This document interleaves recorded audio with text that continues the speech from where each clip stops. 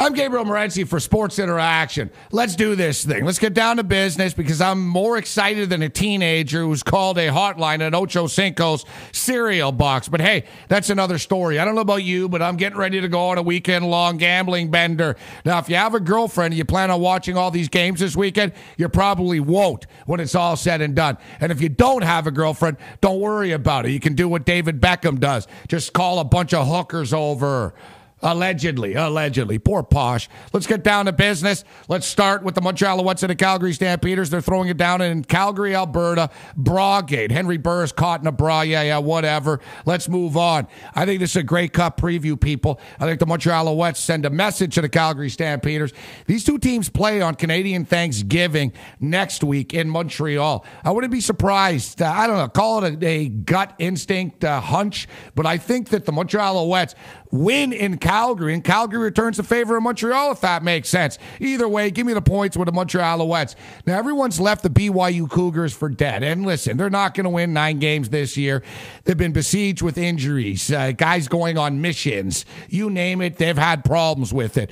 But BYU is still better than Utah State, and I know that Utah State's quarterback is a trendy pick out there. Ooh, Burrell and 300 yards this and touchdowns that, whatever. Utah State never, and I say never, beat BYU, and they're not doing it on Friday night. Now, speaking of never beating an opponent or another school, how about Indiana and Michigan? Hard to believe. Michigan has beaten them 31 out of the last 32 times they played, and the Michigan Wolverines are laying 10.5 points in this football game. I'm going to be taking a look at the over. You can't stop this Michigan offense. Now, the Big Ten is back, baby, and we got some crucial Big Ten games on the board.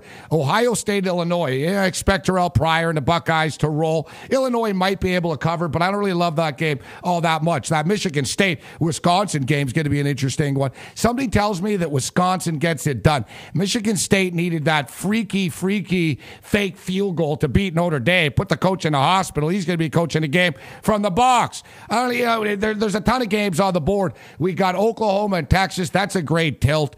Not what it sometimes is, but still a great tilt. And once again, I'm going to go against conventional wisdom. Something tells me that Texas bounces back after that UCLA debacle. But once again, that's not one of my favorite games of the week. One of the games I ought to be taking a look at, the Notre Dame Fighting Irish. Notre Dame deserves better. They had a tough loss against the Michigan Wolverines. They had a viciously brutal tough loss against the Michigan State Spartans. And then, yes, they got manhandled by a damn good football team from the state of California and the Stanford Cardinal. I think are worth a look against the Oregon Ducks. See, everything's tied in. It's like 6 degrees of Kevin Bacon here.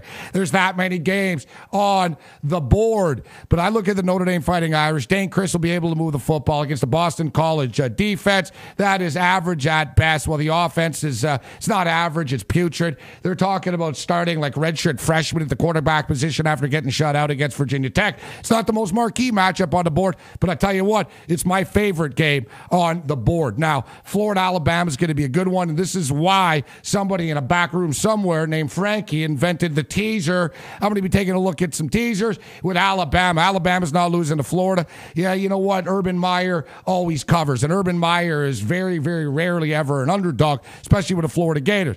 But this is different. Florida's just not on the same level as Alabama is, and don't be fooled by what happened last week at Arkansas. Alabama's still the best football team in college football, and Florida, despite the fact that they beat the crap out of Kentucky, not there just yet. We're going to lay the points with the Crimson Tide, but we'll also have them rolled in with some teasers with the Iowa Hawkeyes. Iowa always beats Penn State. This year will be no different. Now, speaking of marquee matchups, how about the Baltimore Ravens and the Pittsburgh Steelers? Now, similar to Pretty Boy Floyd Mayweather, and who I've never lost, betting on, Pittsburgh Steelers. I've taken them all 3 games so far this year, but you know what? I get off at this stop. I think the Baltimore Ravens bounce back. Baltimore didn't play well against the Cincinnati Bengals. Baltimore didn't really play all that well against the Cleveland Browns last week. I think Baltimore's has this game circled for a little while now, and there's no smack talk needed, as Ray Lewis stated. Huge game for both sides. I think Pittsburgh's ready to exhale knowing that Big Ben's coming back because he kept Little Ben in his pocket for the last 6 weeks or whatever it is. So you know what? Somebody tells me that the Baltimore Ravens are going to hang around in this game. And once again, I think it's a perfect opportunity for a teaser. Now, last week, the lines makers, and God bless you guys, God bless you, but last week you tried to reel us in.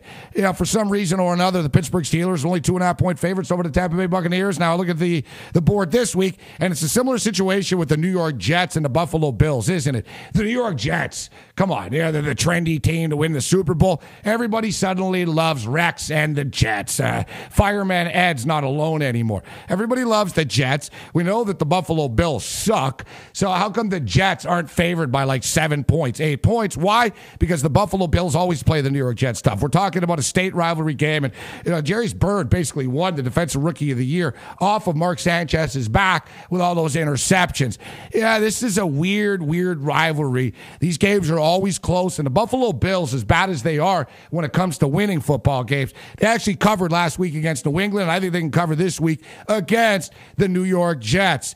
Now, let's take a look at the diamond. Who would have ever thought that San Diego and San Francisco would be playing for the National League West championship title last weekend? Man, the schedule makers might be smarter than we think. Do we have to give Bud Selig credit? No, we don't.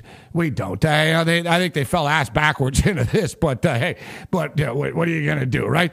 Unbelievable. But I like San Francisco to get it done. I don't think San Diego is going to be sweeping San Francisco in the final week of the season, but who also would have thought that the New York Yankees and the Boston Red Sox would be playing at basically a meaningless series, at least for the Boston Red Sox, and who would have thought that some dude named Ivan Nova would be starting for the New York Yankees when the division title is at stake? If the Yankees don't win a division, they're going to get the Minnesota Twins, and Minnesota Twin fans have seen this picture before. Yankees win. When it's all said and done, as I've stated before, time and time again, I think it's going to be the Tampa Bay Rays against the Philadelphia Phillies, now that I've cursed the St. Louis Cardinals for eternity. I'm Gabriel Morency for Sports Interaction. May the winners be yours.